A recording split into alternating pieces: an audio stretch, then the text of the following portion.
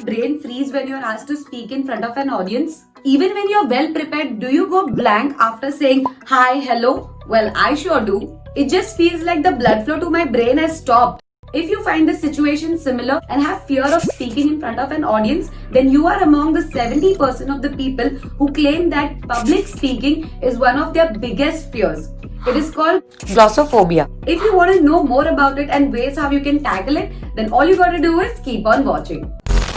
Hey guys, what's up? Welcome back to my channel. You are here with Anisha, where we talk about lifestyle, social media and motivation. When you have this brain freeze moment on stage, you generally go all blank and your mouth feels all dried up, making you forget everything what you're prepared for. And that's the worst part. It's because you are well prepared with your speech, but after you say the first hi everyone or hello everyone, you just go blank and tend to forget the rest of your speech. And then your brain starts receiving scary messages that you have forgotten the next line of your speech. Now, if you have gone through this, then you are lucky here because I will be sharing with you an epic technique that I've gotten to know that can help you deal with this brain freeze that you get on stage. Now, the first one in the epic technique is eliminate the fear of failure and opinions. Most of the times when you are actually entering the stage, you start looking at the audience, thinking about what if you forget something and what opinion is the audience going to make about you. In the bargain, you generally tend to forget about the actual speech, which is why you get this mental block. So here you need to understand that the most important point is to eliminate the fear of failures and opinions and concentrate on your speech, which brings me to the next point, which is to prepare. So when it comes to preparation, you generally tend to prepare the whole speech with all your pointers very well. But what most of us take for granted is the introduction. What I've realized is that if you concentrate on the introduction part and are able to hook the audience for the first 1 to 2 minutes, you are going to be more confident because you will know that you have already grasped the audience attention. Now, while having said that it is important to grasp the attention and be confident for the first 1 to 2 minutes on stage, the sight of the whole audience looking at us gets us to panic, which brings me to the next point of the epic technique, which is imagine speaking in front of the audience. Now, while you prepare for your speech, you also need to take into consideration that you will be facing your audience and they will need to get something out of what you are saying. Not on the day of the speech, but before the speech, you can start imagining that you're speaking in front of the audience.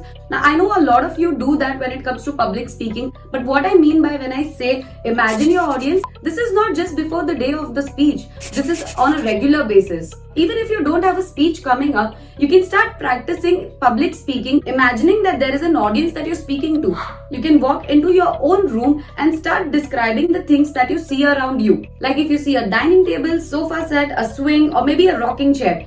You can just start practicing public speaking in your very room itself. Try describing what you see around in your room, imagining that you're telling an audience. Try this today. Start speaking about what you see around in your room, imagining that you're telling these things in front of an audience. Once you start doing this on a regular basis, you will stop losing the fright of speaking in front of a huge audience. But wait. I know once you start describing things, there are a lot of thoughts that are going to gush into your mind and your nerves are going to feel a bit uneasy. And that brings me to the last point of the epic technique, which is controlling your thoughts and keeping your nerves calm.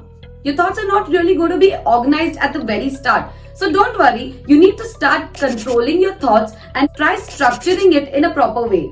Now, when it comes to calming your nerves, you could use this technique which is called 4-7-8. In a 4-7-8 technique, you will need to inhale for 4 seconds, hold your breath for the next 7 seconds, and then exhale for the next 8 seconds. This technique has worked wonders for a lot of people. Now, I'm sure you'll not be able to do it in front of a huge audience. So what you got to do is you need to start practicing this technique, which will help you over the time calm your nerves. That's it, folks, for today. All the best with your future speech. I'm sure that you're going to rock it, which is why I really don't need to tell you to be confident. I really hope this epic technique works for you. And if you like this video, please do share this with others who really need to know this. Do subscribe to my channel for more such videos. Bye for now, guys. See you later.